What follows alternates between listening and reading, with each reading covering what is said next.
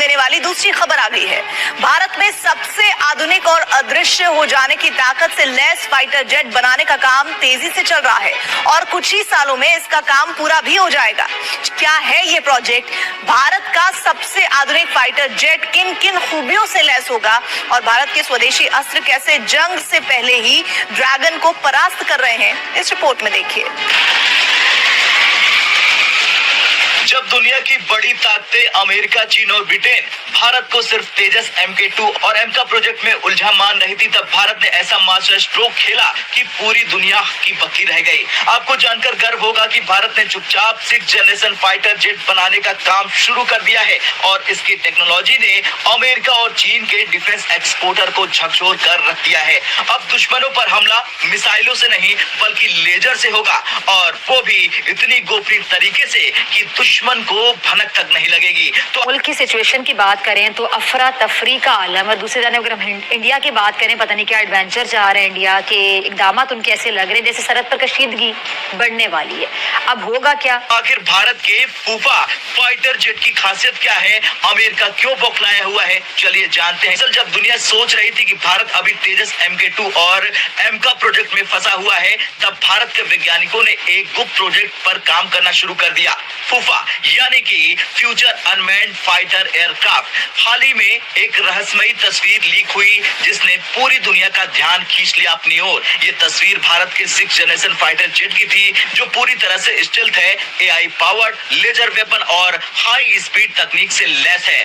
अब दोस्तों, इस वक्त बहस हो रही है और बात हो रही है, दुनिया को इस बात पे परेशान कर दिया है कि उसका जो नया 6th generation heavy stealth jet है, उसका एक लेटेस्ट जो कॉम्बैट जिसे आप कहते हैं ना प्लेन, उनके हाथ में आ गया। सवाल ये उठता है कि अमेरिका और चीन इस जेट से इतना घबराए हुए क्यों हैं? बल्कि अभी तो भारत ने काम शुरू ही किया है। दरअसल अमेरिका दुनिया की सबसे बड़ी सैन्य ताकत है और उसने अपने F-22 रैप्टर और F-35 जैसे स्टेल्थ फाइटर जेट्स पर अरबों डॉलर खर्च किए हैं, लेकिन भारत ने कम संसाधनों में ऐसा 6th जनरेशन फाइटर जेट तैयार करने का काम शुरू कर दिया है जो इन प्रोजेक्ट को टक्कर दे सकता है। फूफा की खासियत की बात करें तो ये कंप्लीट स्टेल्थ टेक्नोलॉजी से लैस है जिससे ये जेट रडार में नजर नहीं आएगा।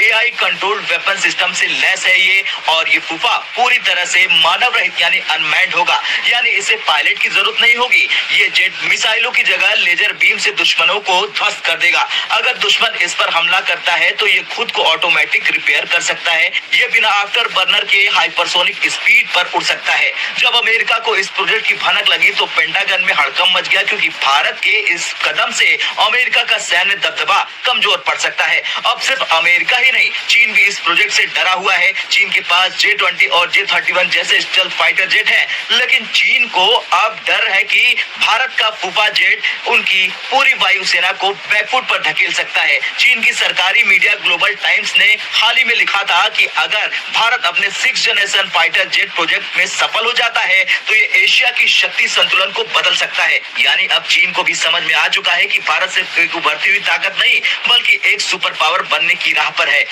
ये हमारी नेगोशिएशन स्किल का हाल है कि जो कुत्ता धमकी दे हम लेट जाते हैं। अब अफगान तालिबान तक धमकी दे रहे हैं हमें कि जी आप साबित करें कि दहशतगर्दी अफगानिस्तान से आ रही है, डिप्लोमेटिक चैनल से बात करें, तो हमसे आके ठीक से बात करें, आप ऊंची आवाज में क्यों बोले। यानी ये हमारा लेवल हो गया है कि हम अफगानिस्तान से खौफजदा हैं, ईरान से खौफजदा हैं।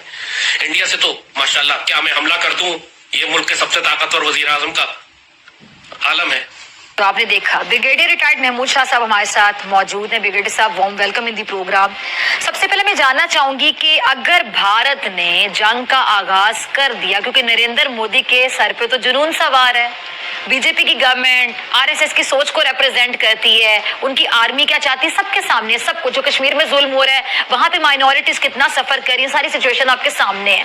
अगर इन्होंने जंग का आगाज किया तो क्या अमेरिका बात समझता है कि अगर जंग होती है तो इसका नुकसान पूरी दुनिया तक पहुंचेगा? और अगर अमेरिका ये समझता है तो मैं हैरान हूं कि अमेरिका खामोश क्यों है। लेटेस्ट। और ये जो 6th जनरेशन जो फाइटर है, ये आप समझ लें इसकी जो बहुत सारी एट्रीब्यूट्स हैं जो कि सारी बात है एक तो इसको डिस्टिंग्विश करती हैं बाकी जो फाइटर जेट्स हैं। Pakistan 5th generation fighter jet तक तो पहुंच रहा है, खरीद रहा है। गो के हमारे बारे में ये कहा जा रहा है कि हमारी इकोनॉमिक हालात तो ठीक नहीं है, लेकिन जारी बात है इंडिया को भी तो कम्पीट पाकिस्तान ने हर कीमत पे करना ही करना है। और दूसरी तरफ ये तकरीबन चाइनीज ने दुनिया का सबसे बड़ा 137 बिलियन डॉलर डैम जो है वो ब्रह्मपुत्रा के करीब जो है इंडियन बॉर्डर के करीब वो बना रहे हैं। और आप ये समझ लें कि इंडियंस उस पर बहुत ज्यादा प्रोटेस्ट कर रहे हैं क्योंकि ये एक शोर मच जाएगा। दोनों इश्यूज पे बात करनी है, लेकिन पहले मैं चाहता हूं कि थोड़ी सी गपशप जो है वो 6th जनरेशन फाइटर जेट पे बात की जाए। और दूसरी बात, अब तीसरी बात की तरफ हम आते हैं, कर्ज की अदायगी की बात हम करें। पाकिस्तान अल्लाह के फजल से एक एटमी ताकत है, लेकिन हमको अंदाजा ही नहीं है कि हम एटमी ताकत है और अपनी ताकत का इस्तेमाल कैसे कर सकते हैं। पूरी दुनिया के मुल्क एटमी टेक्नोलॉजी एक्सपोर्ट करते हैं। पाकिस्तान के अंदर चाइना आके एटमी रिएक्टर लगा रहा है, एटमी प्लांट लगा रहा है। पूरी दुनिया के मुल्क, अमेरिका दुनिया में 10 जगह, जापान है दुनिया में 10 जगह आके एटमी प्लांट बनाते हैं, रिएक्टर लगाते हैं, एटमी टेक्नोलॉजी एक्सपोर्ट करते हैं। पाकिस्तान क्यों नहीं कर सकता? इंडिया अपने सारे न्यूक्लियर और क्रूज मिसाइल जो है वो एक्सपोर्ट कर रहा है। पूरी दुनिया में इंडिया की ब्रह्मोस और क्रूज मिसाइल्स और उसकी टेक्नोलॉजीज जा रही हैं। पाकिस्तान को एक्चुअली हमने दुनिया को सिर्फ एक थ्रेट करना है कि जी आपका कर्जा अदा करना है। आप अगर फोर्स मेजोर को और ओडीएस डेट वाली शराइत को नहीं मानते, अव्वल तो वही 2 काफी हैं कर्जा माफ कराने के लिए। इसके जो इम्पोर्टेंट फीचर्स हैं उसमें एक तो ये है कि ये स्टेल्थ टेक्नोलॉजी है। ये जो रडार है उसको मिनिमाइज करता है, जो इंफ्रारेड जो सिग्नेचर्स हैं उनको भी मिनिमाइज करता है, और ये डिटेक्शन में नहीं आता। इसकी पहली जो कैपेबिलिटी है, जो इसकी एट्रीब्यूट है। सेकंड ये है कि ये एआई को इंटीग्रेट करता है, जितने के as a stealth bomber is a big machine. ये बहुत बड़ी मशीन है जिसको पीएलए जो है वो इंडक्ट ऑलमोस्ट कर चुका हुआ है, और बहुत सारे जो जिसे कहते हैं ना जो टेक्नोलॉजी के हवाले से जो माइलस्टोन्स हैं चाइनीज अचीव कर रहे हैं। This is one of the thing that basically forced India to go for Rafale. मुझे लगता है कि राफेल इज वहां पे नहीं है।